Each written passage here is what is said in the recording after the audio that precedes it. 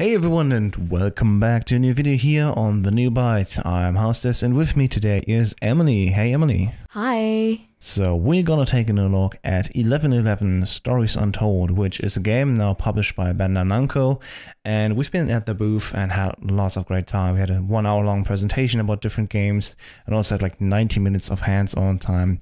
I'd love to bring you the sound of the game, but sadly, as I explained in previous videos also, from this recording session, I did not check if the sound was working, so I was just playing games and recording them, but didn't check if the audio was working. So just trust us and let's listen to what we say about the game instead.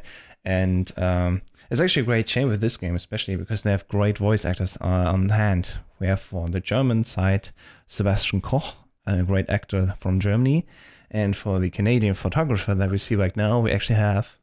Elijah Wood. Yes. Yes. So, I actually played this game, and it's actually about a Canadian photographer. It's based in like World War One. It's based on two stories. The Elijah Wood character, which is it actually looks like him, and he's a Canadian photographer that signs up to the war because he's really good at photography skills. And then there's the German side, and that's based on a man who's looking for his son, a German engineer, and he joins the war because he's looking for his son. Right? Yeah. So we're actually going to see this in this gameplay section. The whole thing was actually like 20 minutes long, and a few things were showing like how the game was working, and I think it's like a proper cut from the game. But the thing is, we wanted to sped it up a little bit to save you some time and not to just spoil the whole experience. So right now we already had a moment that we caught. We just brought a bottle of wine from upstairs down to our guest, and this one is actually the mayor of the city right now, which Harry gets to revisit. And yeah, as you said before, he's played by Elijah Wood. He does a great job. And overall, just if you're looking at the game especially, you notice this is not like your average video game with just 3D models. Actually, everything looks like it's just painted with paint strokes. And I personally was a fan of that. What do you think about the style of this game, Emily? I actually really liked it. It's really unique to the game. It just looks really like not every other. It doesn't look like any other game that I've ever played. So I think I'm quite a fan of the art style that they wanted to incorporate in the actual game. So, and yes, we learned they actually worked together with a special studio that focused on bringing an actual 3D game and making it look this exact way. Because as you can see, maybe character movements aren't that fluid, but the overall aesthetic and style is just fascinating. It works with actual proper lighting and has everything set in place, just that everything has a texture that's a little bit moving around. And why is that? Because this game is meant to be taken as memories being told to you, like war stories, but not the war stories necessarily that you know. They're more fictional but still set in this time. And the idea is we're gonna see this in a trailer that we had.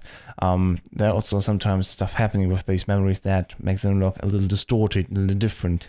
So for now everything is alright, but this could change up a little bit just for dramatic effects even. So we are actually seeing now the German engineer here who is working in a factory to bring Zeppelins, which we use also in the war. And of course, this story, as I was saying again, is a little cut together. So we're walking around, we're pulling levers, we're talking to people. And it's a very nice atmosphere for now, how we just interact with the world. So I actually played a little bit of the game. I thought it was actually quite slow in the actual gameplay. I found that it was you were walked through everything, so you were told to do everything.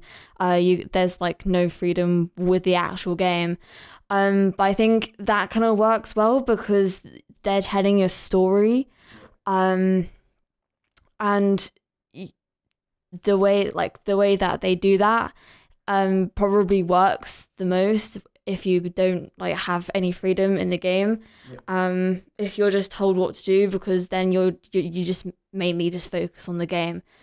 What did you think of it? Yeah, it's quite linear, and as I said before, it makes a lot of sense because they want to tell a story and they want you to have the same experience as any other because they have a vision how this should be experienced.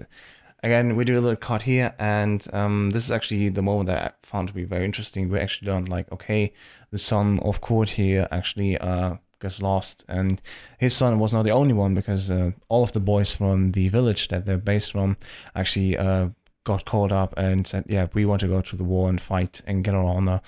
And that's all what the game tells you right now. And later on, we're actually going to see more interesting stuff that you don't want to spoil yet. But let's just say things are moving now very quickly together. So this is actually where we now sign up. And as I said before, yeah, it's just experiencing it just from A to B, no distraction necessarily. Although you can walk around and explore a little bit, just the world, because it still looks very nice. I think there's actually quite a good proportion of each story being told. Is very equal to like each proportion and balanced out, which gives a very good balanced thing to each story, which I actually quite liked. I like that feature. You also see how it's going back and forth to balance out how many things they're talking about, the characters and their origins, and how they are already like intertwined, how they're just not separate stories but actually being talked parallel, and how they're gonna link up later also. It's quite charming. What's interesting about the output of the game audio-wise is that the Germans are actually just all speaking German, unless the character is talking to himself, because then Sebastian Koch goes in and actually speaks English for us. And on the other side, the Canadians all spoke English.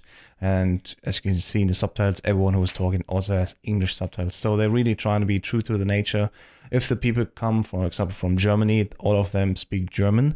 And to me, who speaks both languages, of course, that was very nice to see that, oh yeah, definitely there's a difference between those two countries right now. And of course, later on in the war also, how these sides are really separated from each other. And I wonder, Emily, how did you find to hear like the Germans actually speaking German? It actually quite surprised me because I was expecting, English, every actor was speaking English, and then it kind of threw me when I got into the part for the Germans. I thought, wow, they're speaking German. So it surprised me a little bit, but I like it because it added to the authenticity of the actual game. It just helped with how the story is telling. I also liked the music as well. It gave a lot of ambience. Yeah, we have a famous French musician writing all the music, and the London Philharmonic Orchestra is actually recording this and playing the music. And it helps really because it's intense, it's excited when it's getting hectic, and in the like tender moments it also goes like quiet and soft and really speaks how the whole scene should be experienced. I want to take a quick look also at the interactions that we have here with the game right now. So since we're in war, we have specific tasks to do.